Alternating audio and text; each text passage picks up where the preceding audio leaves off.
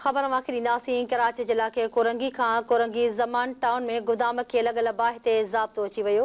Cooling जो अमल जारी आहे। फायर ब्रिगेड जे 5 गाॾियुनि 1.5 कलाक जी कोशिशुनि खां पोइ बाहि ते ज़ाब्तो आणे वरितो।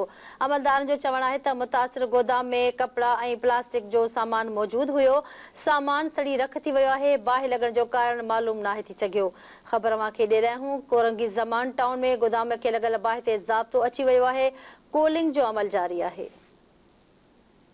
फायर ब्रिगेड जे 5 गाॾियुनि 1.5 कलाक जी कोशिशुनि खां पोइ बाहि ते ज़ाब्तो आणे वरितो आहे।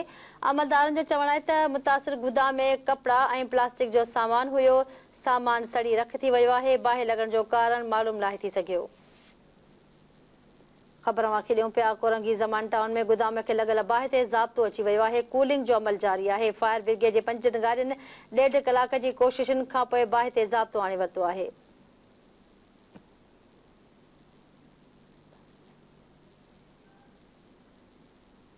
मांखे आखा कयूं पिया। कोरंगी ज़मान टाउन में गोदाम खे लॻल बाहि ते ज़ाब्तो अची वियो आहे। कूलिंग जो अमल जारी आहे। फायर ब्रिगेड जे 5 गाॾियुनि 1.5 कलाक जी कोशिशुनि खां पोइ बाहि ते ज़ाब्तो आणे वरितो आहे।